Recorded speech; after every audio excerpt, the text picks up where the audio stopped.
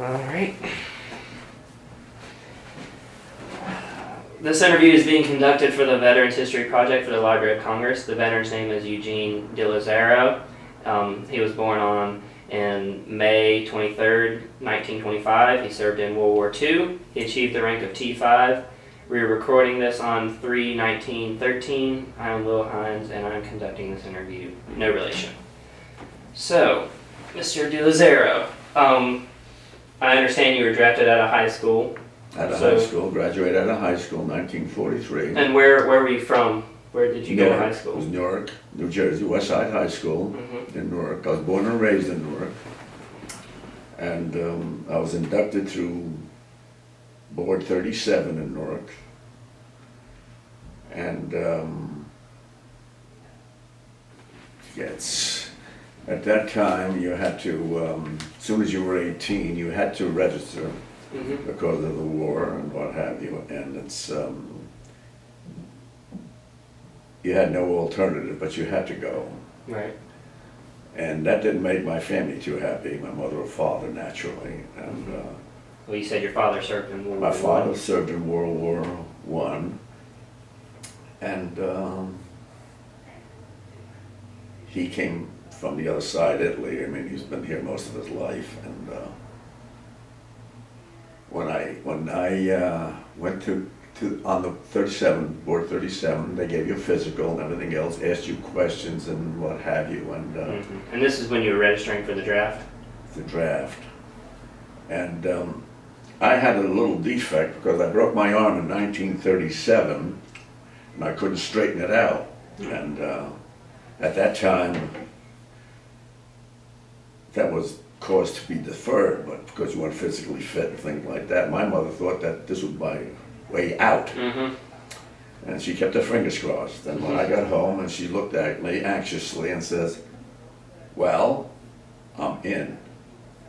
I told her and she said, did you tell them about your arm? I says, I told them about my arm. The doctor pulled me out of line.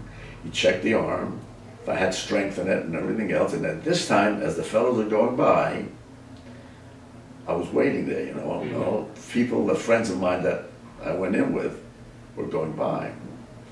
And they were asking you what you want to do, Army or Navy. And I heard them say this and that and everything else.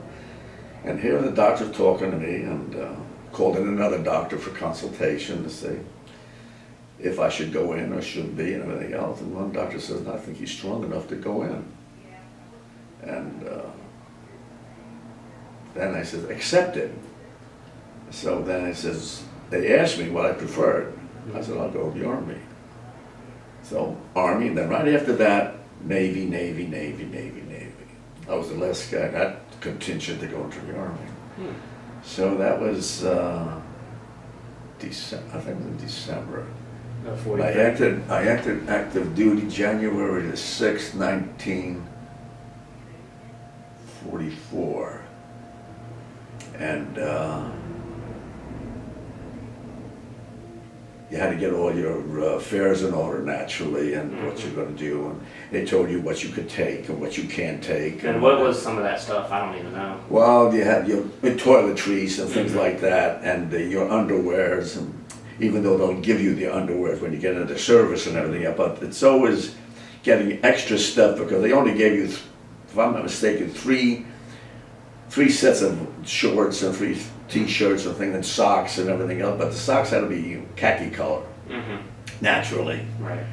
And they would give you everything, all your toiletries, and they would suggest that you keep all your personal items at home, like rings and things. But a watch, well, you could have a watch and everything else, but then your rings, if you had any, personal jewelry, things like that, that's worth anything that somebody could take for you to get out. So we did that. We understood that, and here, let's face it, we're entering a new life. And this is the first time,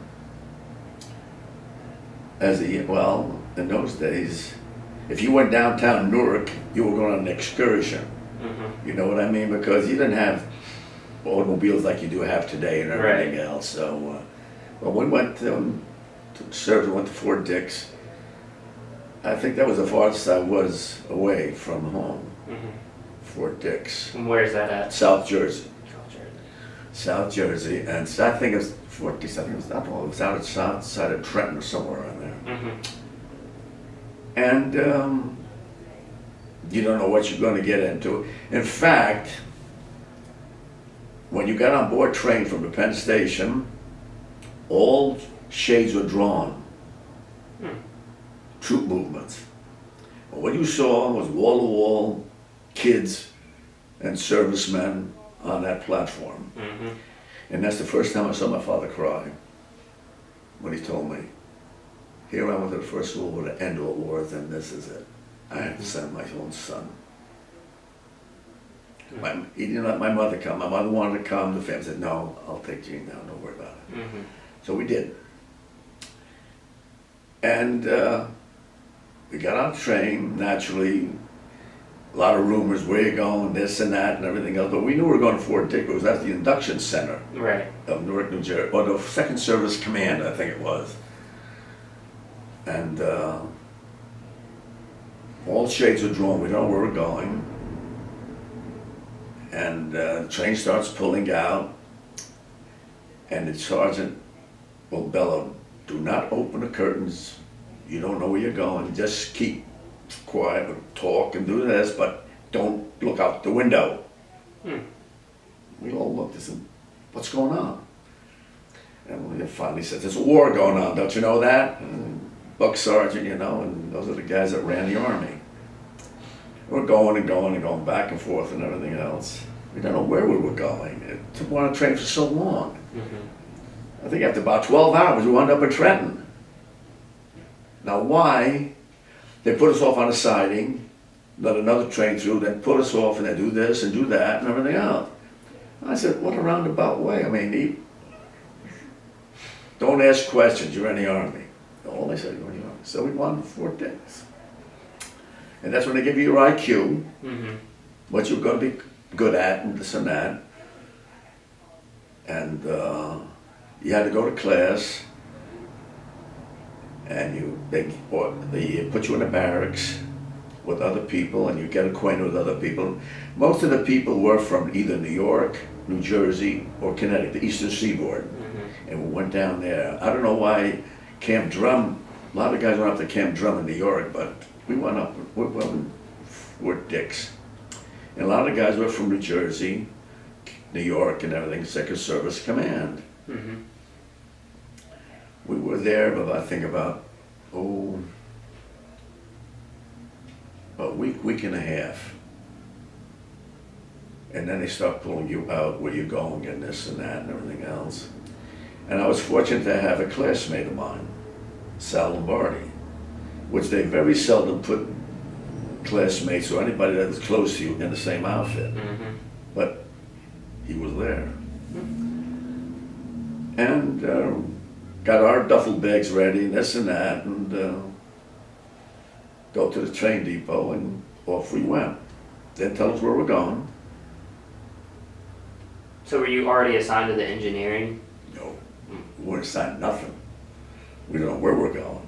We didn't even have the our insignia on our uniforms because we don't know where we're going. We don't know what outfit we're going to be. Infantry, artillery, engineers, what? Nothing. So we're getting aboard the train again. Drawn curtains. Okay? Back and forth. Here we go again.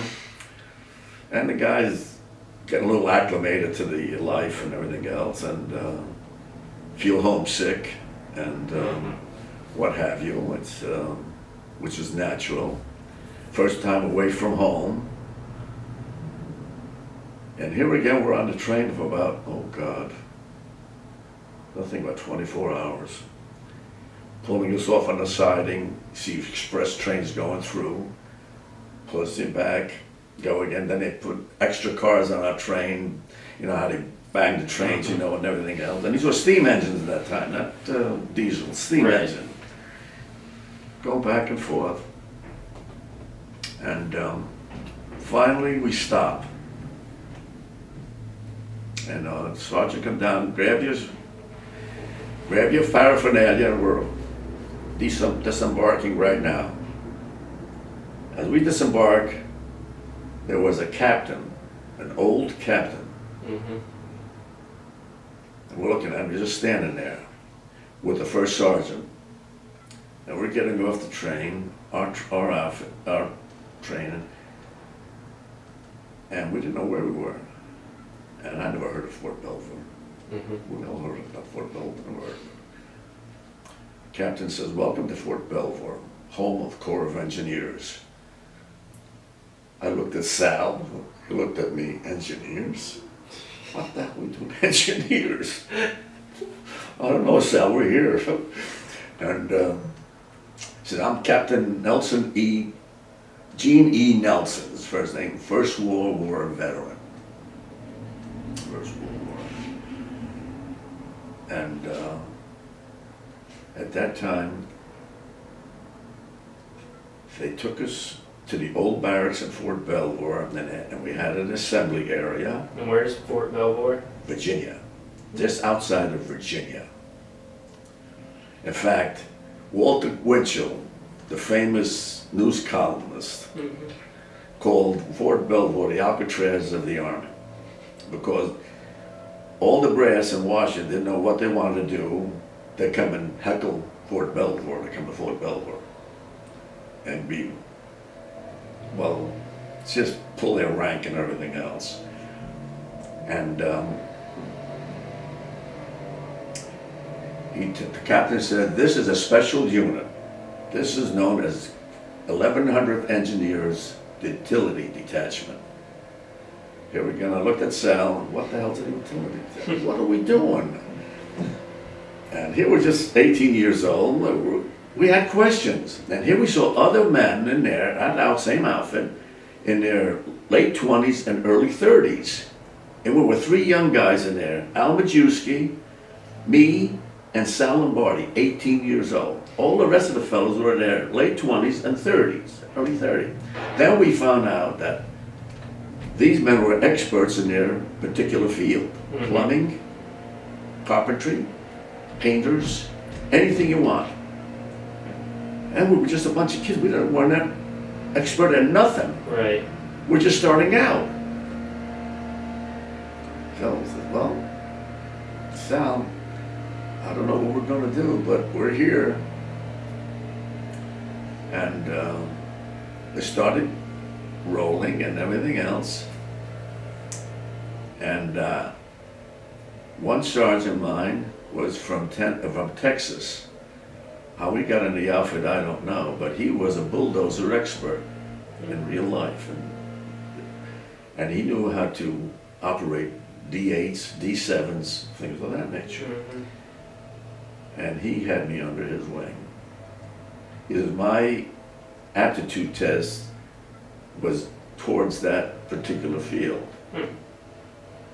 I never knew I had that aptitude test to go into that. I mean, all I know how to do was fix cars in those days when we had the cars and drive a car, but other than a bulldozer, what the hell's a bulldozer? Well, we saw those things, that was it. And he took me under his wing, and we had, prior to that, we had to go for training, 6 weeks training, basic training. In other words, rifles, Right.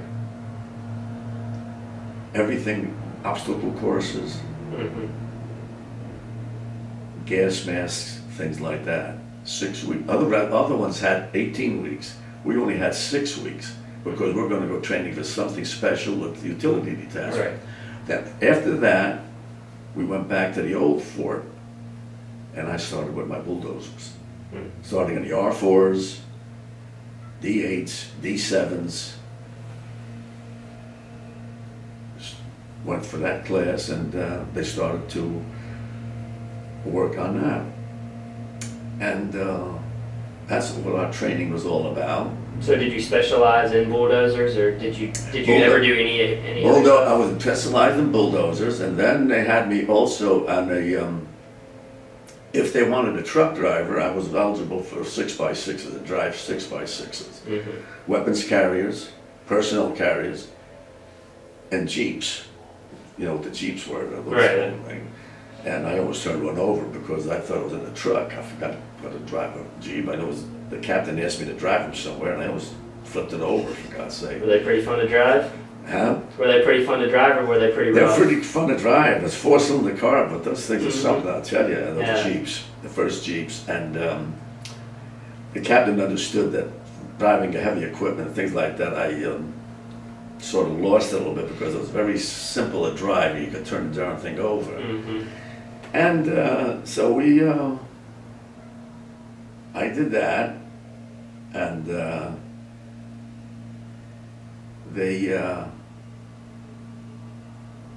the course was, well, I don't know. I sort of liked it. Then again, you had to do maintenance on them. You had to know what's going on. If things goes wrong in the field, you can't call the mechanic and say, hey, come over here and do this. Right, No, you have to do it. So I bet you learned everything about a bulldozer. You had to, you know, and how to start it, and what to do with a diesel. And you started with a gas auxiliary engine before it started. And that's how I got this one. I had to thread that cable for the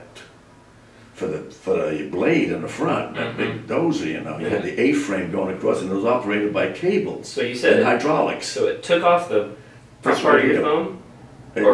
It just right here? Just right here, all the way around. The 32 stitches in that thumb. Oh my gosh. And the doctor says, I told you, Dr. Sweeney says, he's too young to lose a thumb. And the only thing I was saying, don't tell my mother anything. My mother's not supposed to know about this. I mean, all I've been saying and everything else. I mean, I remember that. The doctor said, boy, you were really thinking about your mother, knowing about this and that and that. I said, she would be a basket case doctor, or something like that. I remember that. But anyway, that's when I was overseas that happened. And then we naturally had our passes and everything else. And then along came, around June that year, we heard rumors about, well, Army's full of rumors and everything else. And then they gave us an IG inspection, all new equipment. What is an IG inspection? Inspector General. When you have an IG inspection, you know something's happening. All new uniforms, which were good, salvage them, from head to toe, new shoes, socks, underwear, a whole big, new duffel bag, with your serial number on it, everything else in your name. We're pulling out. Okay. And had D-Day happened yet? No.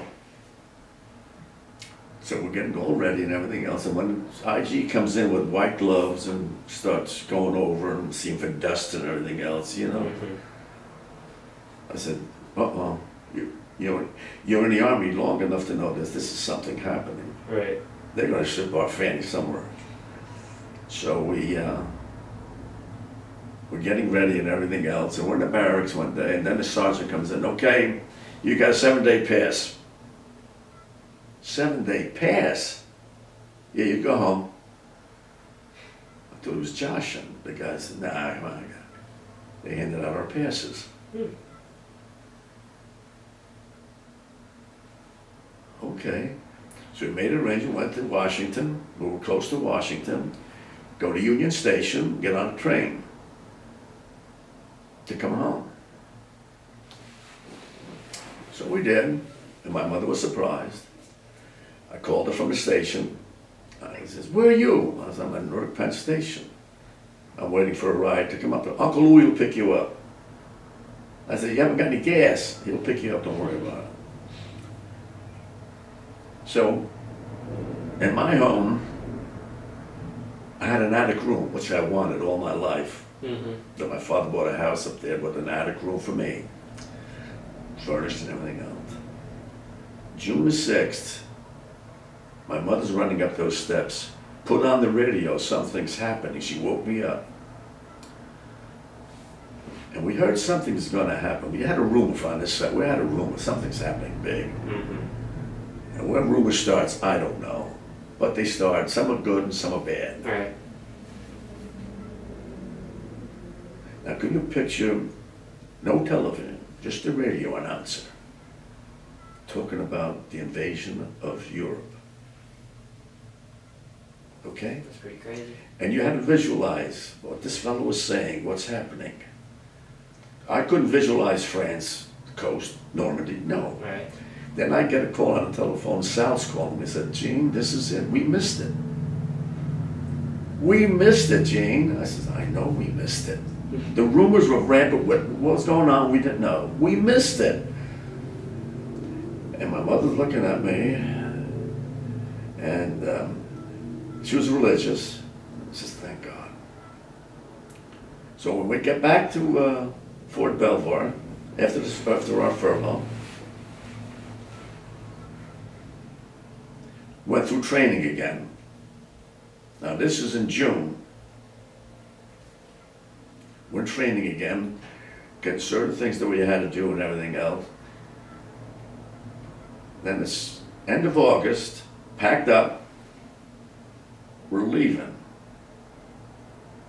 Went to the train station, went on trucks, got on the train station, off we went. Here we go, trains again. Where are we going? Rolling and going and going, we don't know where the hell we're going. Finally wound up at Camp Mount Standish in Boston. All that train ride just to go to Boston. Pulled us off the main rail, let trains go through, then we went through, put more cars on, this and that. I don't know what we were doing. So that's what we did. Wound up at Camp Mount Standish in New York, Boston. And that was our embarkation point. And there was the USS Wakefield, the converted troop ship. It was a luxury liner before. They called it USS Wakefield. So I said, oh boy. So all the guys said, well, listen, looks pretty close now. Looks as if we're going somewhere. We're going to board ship. We're not going to go across the Hudson River. The guy said, no, we're going over the big pond. So we, they gave us a pass to go to Boston. So we went to Boston and we're coming home, and all of a sudden there's a lot of, as we come back to the embarkation point, a lot of noise and everything else. People scurrying around. What are you with, soldier? I said, 1100, they're on board ship already. What do you mean we're on board ship already? Get your ass up there. Just like that.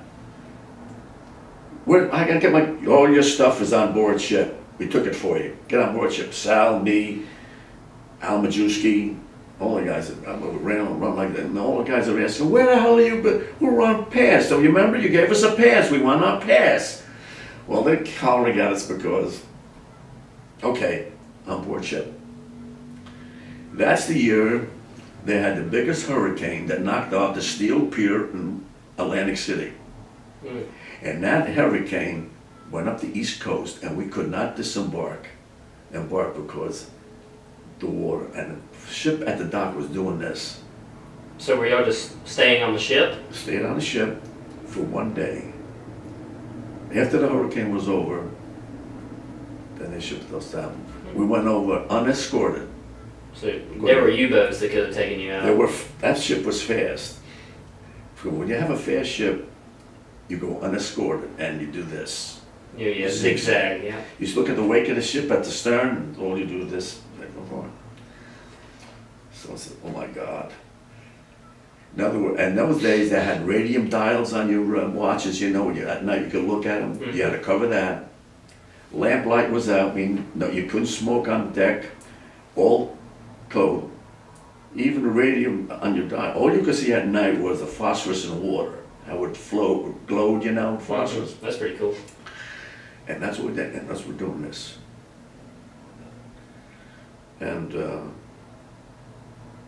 But you made it. we got acclimated to it, you know, and you had about 6 high sleeping, you know. It was full, was loaded to the gills, this troop ship. There were other outfits in there besides ours, naturally, and we think a couple of days out, the ship was acting erratically. We didn't know what was happening. And it finally came out, they said the radar seemed to sense a U-boat out there. Oh God. I says, oh, Jesus. And it would cause a lot of turmoil, naturally. You were scared. Mm-hmm. Put your life preservers on and everything else, you know, get ready to go overboard. Then that passed, and a couple of days, we got up one morning, about a couple of days out of England, 2 Corvettes on either side escorting us in, British Corvettes, coming in, 2 days out. And that's how they escorted us in at that time. But other than that, we had no escort, no nothing going on. I'm trying to remember if we landed at, what was it, Liverpool or Southampton, either way, but we had to go down to the English Channel. How many days did it take to cross the Atlantic? On board ship? Mm-hmm. I think it took us about 5 or 6 days. This was a fast ship. It's not bad. No, it wasn't bad. Well, very seldom, very few planes were going over in those days because you didn't have enough power to get those. Any planes that went over had to hip hop over, said you couldn't go directly across. Mm-hmm. Like when you had I had a friend of mine that was in the ferry command, and he flew planes over there. And also you had women doing that too, ferry command. So we wound up in, we went over we got off in England. I'm trying to remember that. Either Southampton or Liverpool, I know it was one of those two, on the English Channel. We wound up on a British troop carrier, the Antnor, HMS Antnor. Mm-hmm. And we went over, and I thought that sailing the English Channel was rougher than the Atlantic Ocean. I never thought an English Channel like that could be so rough. My God, all you saw was asses and elbows over the rail, just upchucking. I mean, it was something that, I mean, you were horrified because you were in a different area of the world now. You're away so far from home, mm-hmm. and you're thinking now, and then you get all of this, you know, and you're scared, you're afraid. Right. Come on, let's face it. I think it's a natural instinct. Mm-hmm. And we wound up at Omaha Beach. Now this is 3 months after the invasion, Mm-hmm. and there you see all those obstacles that Rommel put in there. Right. To onto your landing barges and everything else, and to scrape bottom and sink them and everything else. They had the Atlantic Wall. And it says, oh my God, we're looking at this thing. We see France up there. We're down here, we're looking up, and there's France. And one sergeant, naturally being a comical guy, welcome to France, fellas. And one of the guys hollered out, is this trip necessary? And something like that, just to have some alacrity, I guess, I don't know. But he says, yes, isn't it? Grab your stuff and let's go and disembark. And we had to disembark over those rope ladders, whatever you call them, Mm-hmm. onto the landing barge, and we're coming in. And you had to go, there's just one channel that they had to go through because they didn't clear the rest of the stuff, but they cleared this channel. And when you look at that, well, you can visualize what the hell happened there. Mm-hmm. And being young, this young at that age, it was very impressionable. And the guys are talking and looking at that and looking at those obstacles that they put in the water. Oh, millions of them, for God's sakes. I mean, they were all as far as the eye could see. All you saw were these here grotesque, Looking cross things or whatever they were. What I forgot what they called, but Rommel put them in. Mm-hmm. They were just metal, right? Metal. Yeah. You know, like I-beams So and things like that. Yeah. And he was going to do something that said we're going to stop the invasion. And at that time, Rommel was on furlough when that happened. Mm-hmm. So we got there and we had to walk. We got off the landing craft, walking up to France, you know. It wasn't a, with your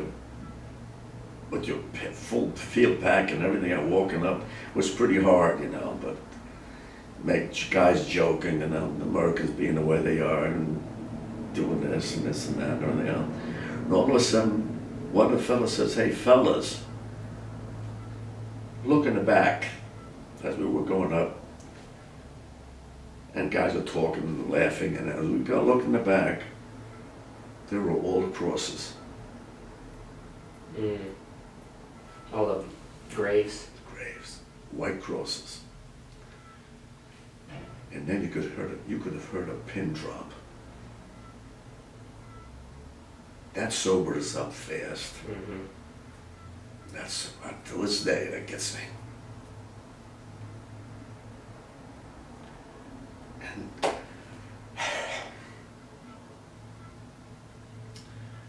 then we went to our bivouac area and this and that, and we stayed there a while. And this happened to be around the rainy season at that time in September. Mm-hmm. And then pub tents and everything else was horrible. It was horrible. And we, every day was you tried to say, well, when are we going to get out of here? When we're going to be assigned to a unit and this and that. We tried just to get out of there because it was miserable. Barfleur was miserable. We just, I don't even think we saw, I think I spent 2 weeks there, and I don't think we saw one day of sun practically. It's just foggy and this and that. And then they called us together and our outfit. And they told us that we're going to be assigned to the 3rd Army,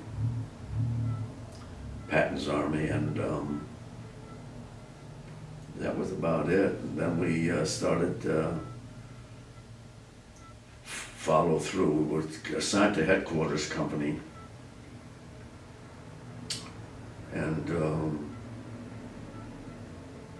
we were all over France. We were at Nancy, Dijon, Paris naturally after that. I mean, but when I was liberated, after that was liberated. But, did you get to go up on the Eiffel Tower? Oh yeah, went to the, in fact, the Eiffel Tower was, they made a nightclub. The Americans made a nightclub out of it, up on this first tier. Did they really? Oh yeah, American ingenuity, oh definitely, definitely. Yeah, we had that, Eiffel Tower, and then you had, in fact, we knew I knew Paris was like the palm of my hand because we were stationed so close to it. Mm-hmm. And naturally we had to work, we had to make landing strips and things like that for Air Force and what have you. Even though we're a utility outfit, they knew we had bulldozers and we could help the combat engineers do stuff. Right. See, the combat engineers were different than we were. Combat engineers were with the front, with the infantry guys, and they had to demolition stuff and do this and do that. And they did all the demolition work. Mm-hmm. The infantry didn't do that at all. Artillery didn't do that. Engineers did it all. And what we did, we knew something about demolition stuff. We had to know about that in case we got in a scrape and what have you. You had to learn all of that. Right. With composition C and what have you.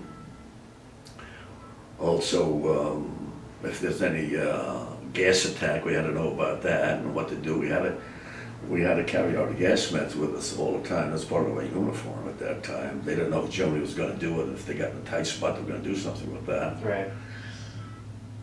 But then after a while, we started meeting the guys that were at actually D-Day. We met the fellas there. And the famous one was, remember the Band of Brothers on television? Mm-hmm. E Company, 101st Airborne. Company, yeah. We met some of those guys. Really? We met some of those guys. Easy Company, yeah, 101st Airborne. Then you had the 82nd, and we met some of those guys. And we wanted their boots, and we couldn't get them. They had the regular jump boots, and oh God, we want some of those boots. Because you're not going to get these, we sleep with them on, so we know we got them. Mm-hmm. But they were beautiful boots, I'll never forget that. And we went through the rigmarole war, and then later on, the bulge hit, and they tried to get all rear echelon people that were qualified into the infantry. Eisenhower ordered that. And Sal went. I didn't because of that. That saved me. For going into the infantry? With the infantry, that saved me. And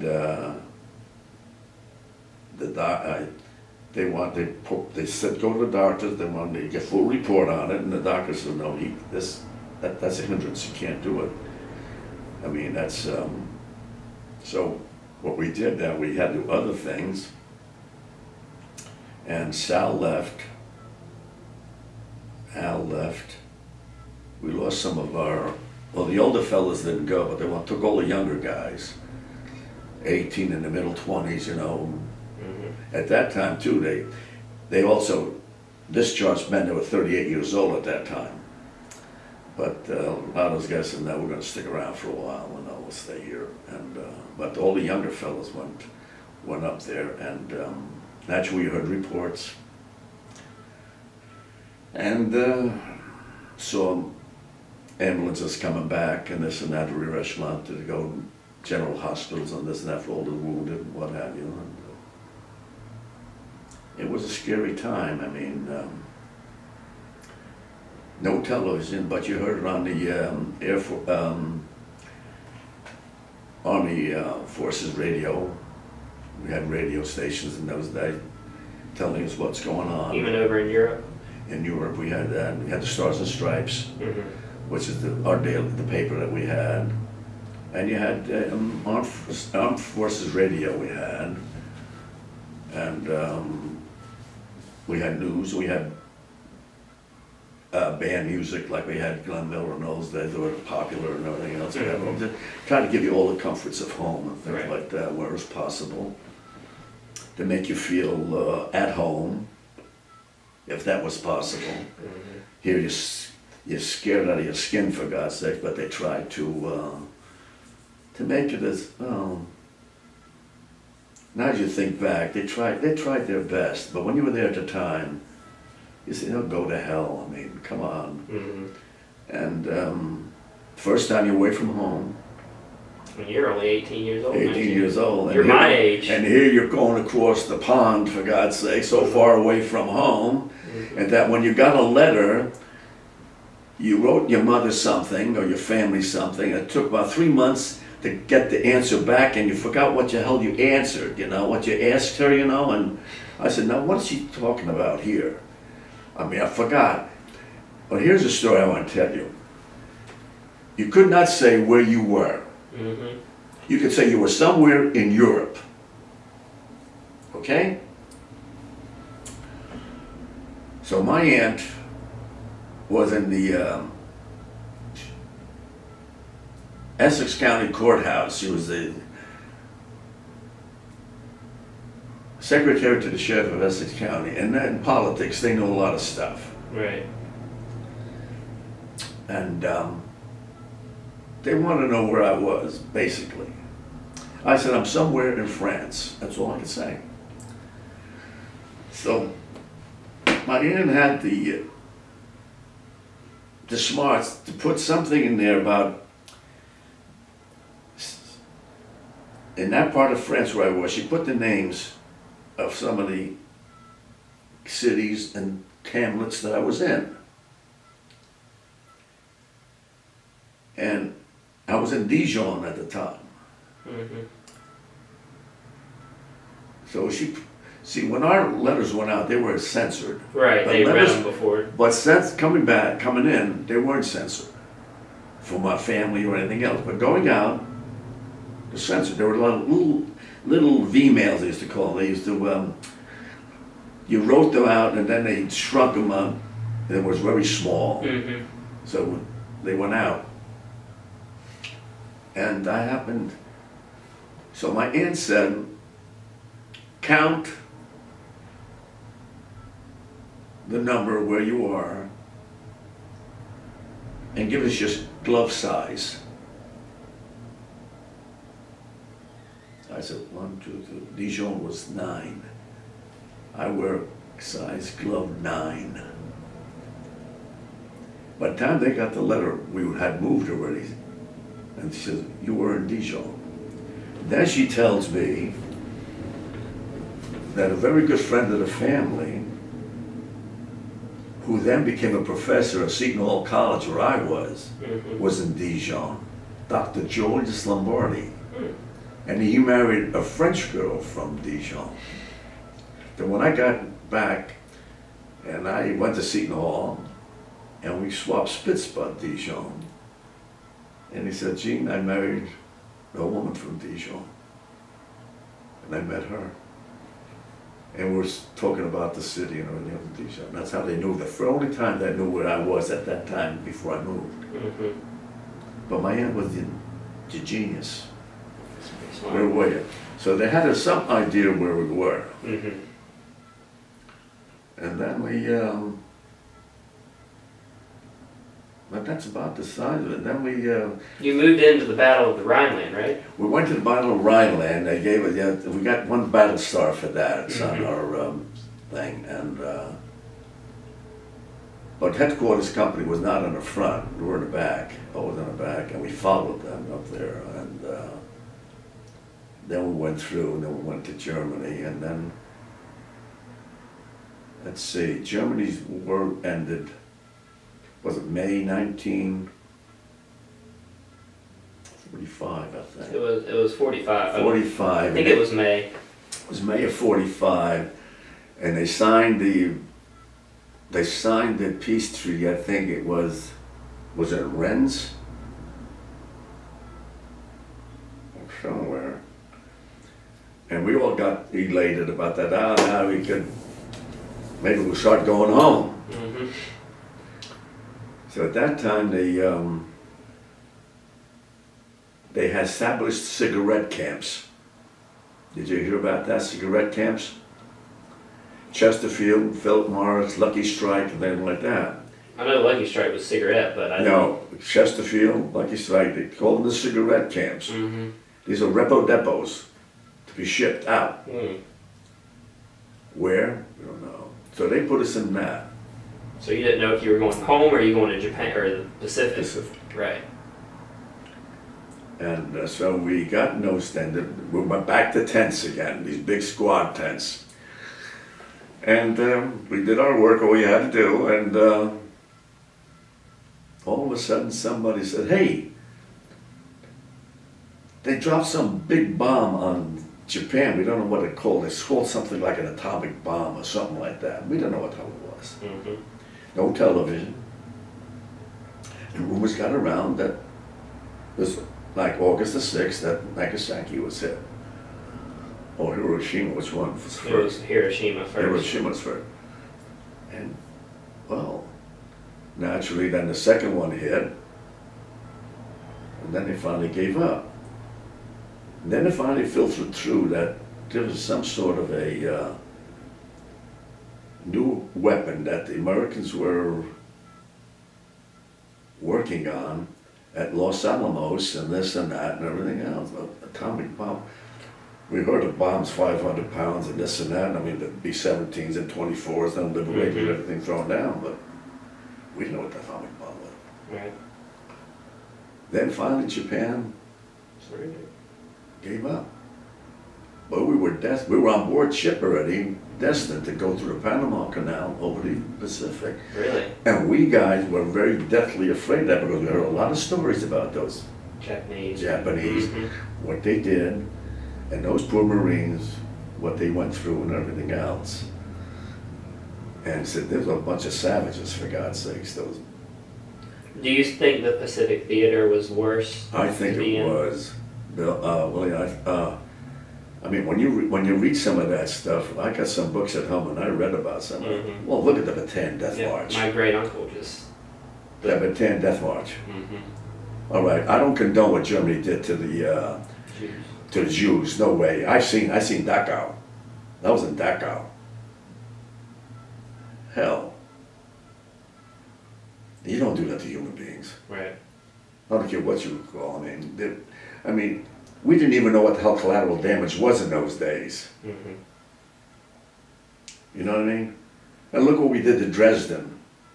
That was near the end of the war. And the British went over and clobbered the hell out.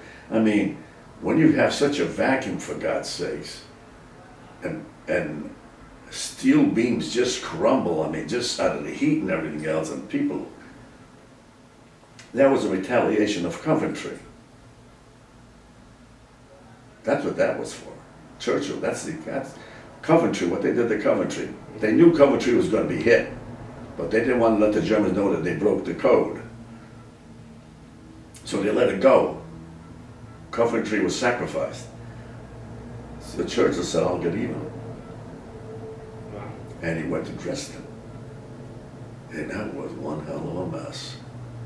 So did you come up on any concentration camps? Did you I come out of Dachau was the one I only wanted to come out. I didn't come out. I didn't see Auschwitz. That was in Poland. I didn't go to Poland. Mm-hmm. You had Buchenwald, Treblinka. But I just saw Dachau. And that was near where we were. And in fact, when we sent us back after you got time? Oh yeah, I have plenty of time. After they took us off ship, we went back to Germany for occupation. Mm-hmm. Okay? And we wound up at Bad Tölz, Germany. Bad Tölz, Germany was the SS Kaserne, the West Point of Germany. Mm-hmm. I got the official Third Army photograph of that.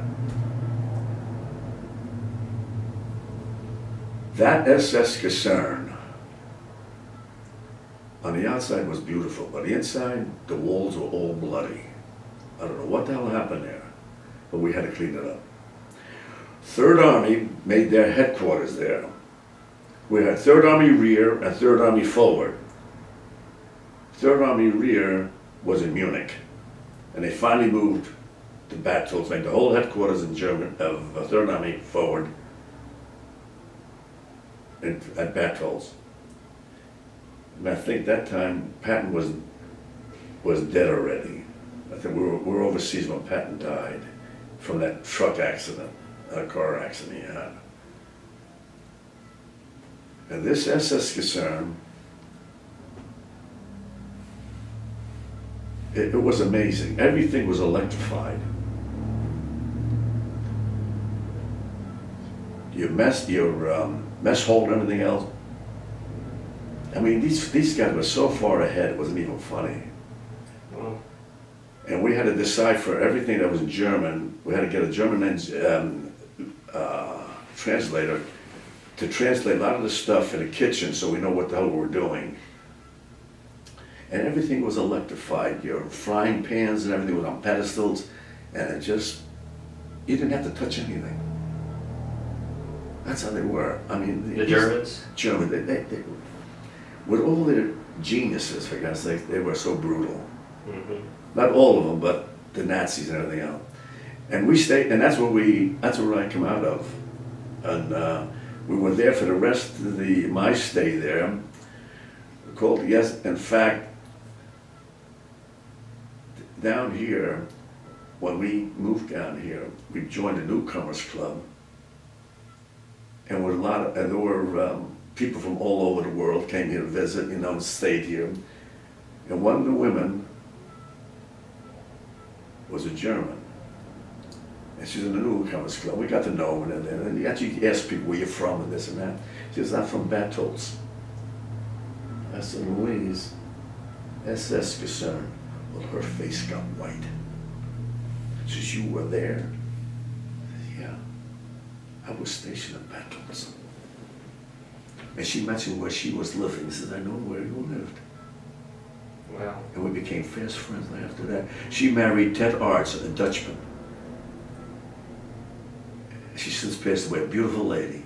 Mm-hmm. And when she said that, and I said the SS Kaserne, she turned white. She says, I heard about that place. Did you ever go in it? We couldn't go in it. They're strictly military. Well, that was considered the West Point of Germany. She says, I know. I know. Does she know what happened there? They heard rumors. But that's... In fact, these Germans, we had a winter storm there. the worst winter they had in Germany. Snow up to the And this was at the end of 1945? end of 45, before I come home. Mm-hmm. And we put, in order to clear the place up, we had to put snow plows in front of our trucks to try to clear the place up. It was so cold we couldn't even start our trucks. Nothing. So, oh my God. So one of the guys says, let's see, we had a German equipment, some German equipment, Jeeps, some weapons carriers of the Germans. Let's see if these damn things start. They started. Our trucks were dead. They started. The sergeant says, what did you do? All I did got in a thing and started it. Do that again. Just as if it was a summer day like that. Just started like that. No, started. Our trucks, forget it. So naturally they called the head honcho and the head engineers, and I think it was a colonel. Colonel, our vehicles don't start, they start. Why? I don't know. So we had German prisoners at the time. And we had a lieutenant, spoke English. Says, sir, those are cadmium batteries. What the hell are cadmium batteries? Let me put it this way. You could run that vehicle into the ground, take the battery out, put it in another vehicle, and run with it.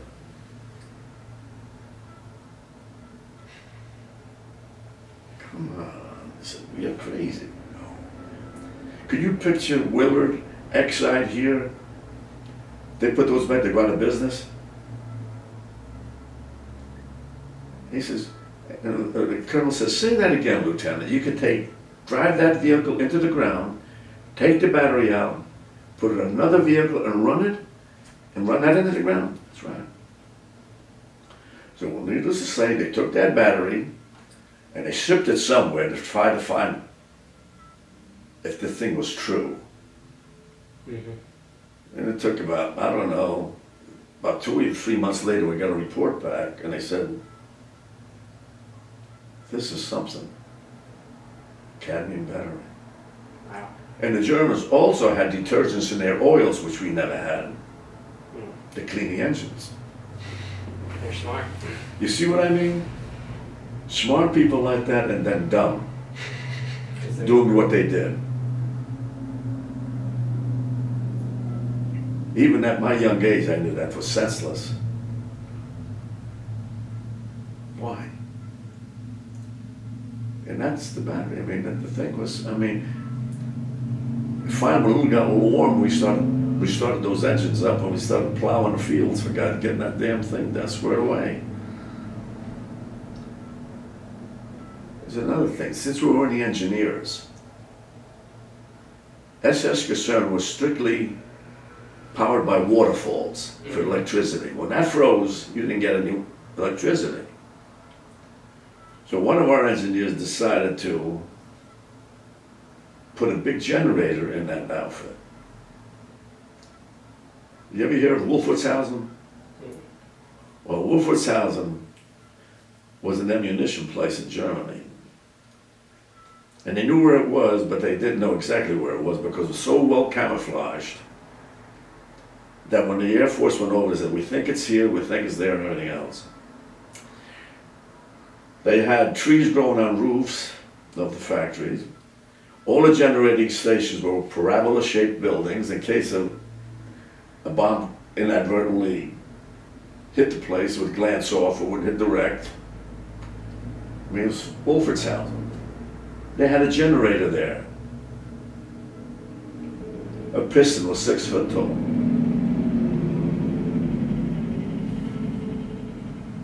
Okay, generator. That's what they brought out to try to generate electricity for the SS Concern. And you think these Germans are so damn smart.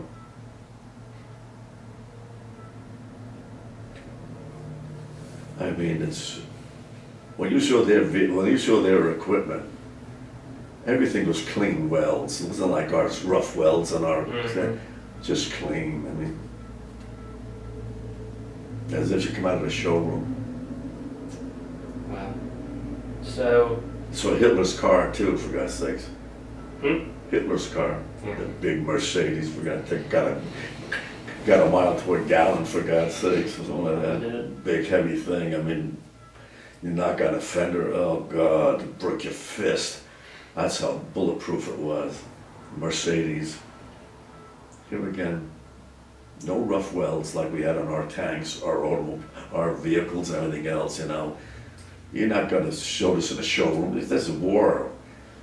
And that's what the German says, you know what beat us? Your assembly lines. Which is true. Which is true. So when did you go back home?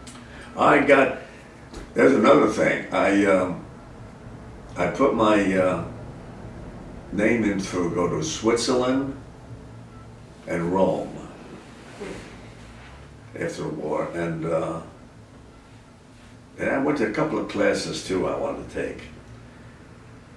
And my Switzerland pass came through and I went with Sal. And that was the end of 45. Christmas of 45. And I got back. That was the only time in my service that I was a civilian, because when you went to Switzerland, open their borders to the American servicemen. But we had to go to orientation, tell them, because you are ambassadors of the United States, don't embarrass us. You're going to be under Swiss rule, Swiss law, and that's 1 week you're going to be as a civilian, even though you're in uniform. They're extending courtesy for us to go in there. Act like good ambassadors. And that one fellow, Max, that was sitting there, he's from Swiss. Right, I did know that. And he remembered that. He said, there was not one thing that you guys did wrong. We admired you people. He remembered that. So we came back and to go through my job again and everything else. And we had a new captain come in called Captain Rasta Shepherd. He introduced himself and says, my name is Rasta Shepherd, R.A. It doesn't mean red ass. It means regular army. Oh boy. Now if you remember Doc Blanchard and Glenn Davis in the Army, going back years during the war, Mr. Inside, Outside, football players. Well, Rasta Shepherd was one of the guards in that football team. He told us that. And I got a call into the orderly room. I was DiLazzaro? Yes, sir. I got your Rome papers here, and I got your papers to go home. And he's doing this. He says, don't look here. Look here. I think your mother wants to see you go home. And I kept looking over here to Rome. I said, I want to go to Rome. No, go home. Could you have gone to Rome then go home? No, either or. He says, I want you to go home.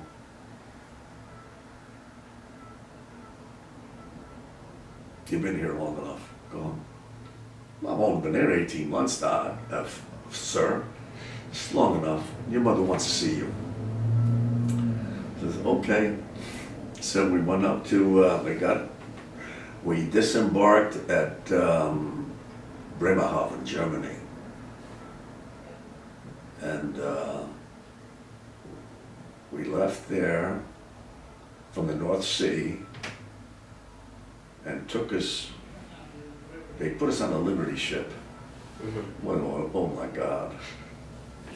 That ship had nothing on a cork in the washing machine, I'll tell you. Boom, boom, boom, boom. Oh my God. They estimated the speed of the ship, it would take us about 10 to 14 days to get into New York.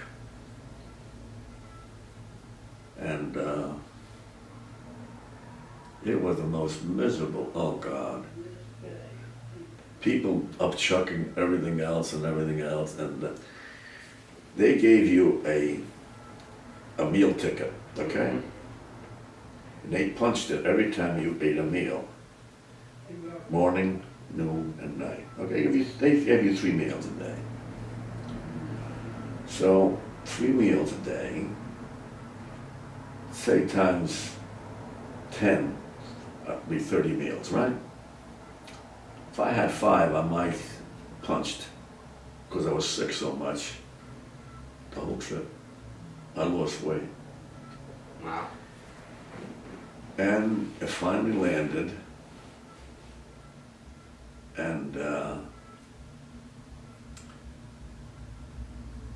we wound up at Kilmer, which is now defunct, Camp Kilmer in New Jersey.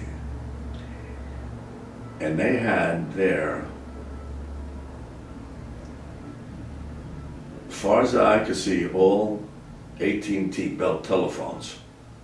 So you could call home. The guys, as soon as they got out there, they could call home for nothing. Right there. They gave us steak for dinner. All the things we didn't have. Real eggs. Everything. No synthetic stuff or anything like that. So I finally got in line to call my mother. And I finally got there at 12 midnight. I said, okay, I'm going to wake her up. I called her up. She says, we're waiting for your call. I said, Ma, it's 12. We're waiting for your call. I said, how did you know? Wow. My aunt that I told you about in Essex counties, about the Dijon and everything else, remember that? She happened to know what ship I was getting on, when I was getting on, what my embarkation point was, and how long I was going to get there through their office. That's crazy. That's why my mother said, we're waiting for your call. We know you landed. I said, how the hell is... My aunt finally said it. I knew the whole thing, your itinerary. I said, oh my God. Do you know anything else about me? What I did over there? I said, oh Jesus. But that was it. And then when I finally got, they said you could go home. That was still in the Army, but I had to be discharged from Fort Dix, where I was inducted from. Kilmer was just a staging area. So Sal Lombardi, he called his sister and they come and picked us up. And Sal and I were together again. So Sal made it through the combat? He came back. He came back. Did he fight? No. He said, thank God. Then he came back to the outfit. So so Della, his sister, got the car. We came up and picked us up. And I knew Della because we went to school. She was the oldest sister and she knew the family and everything else. And they left me off at my house in Newark, it was 153 Norman Road. I said, I'm going to go through the front door. They didn't know I was coming home, but I knew I was in the States. My father opened the door and said, oh my God, his knees just almost weakened, you know. I had to pick him up. He hugged me and everything. And my mother said, who is it? Who is it? And my mother, now you got to visualize, 2-family house. First floor is here, and going up the stairs, the second floor, my mother-in-law. And my mother turned and looked down. The first thing I noticed was a white hair. She turned snow white.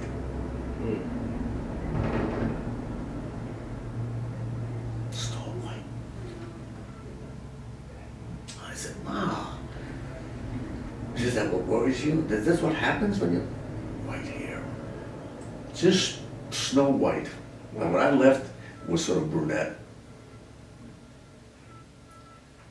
And the rest of our life, she had that beautiful white hair.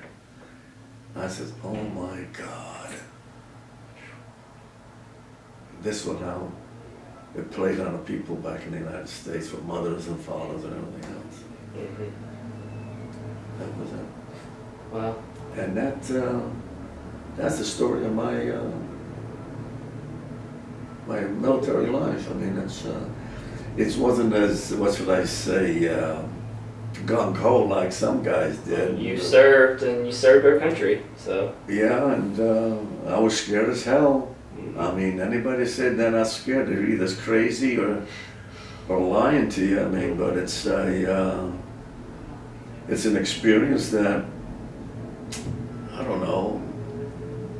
My father looked at me and says, "You've changed." I says, "Yeah, I've changed. I'm not the 18-year-old kid you sent off, Dad." And we couldn't even get a beer when we were 18 in those days, but we get out there and fight. They wouldn't serve me beer because I was 18 years old. No way. But I could get my family out there and fight, get in the armies, and that's the thing. He says, "Yeah, you're right. You're right." Well, thank you so much for your time, Mr. I'm sorry to take too much time. Oh, no, sir, I really enjoyed it. I mean, so that helps you. I don't know. But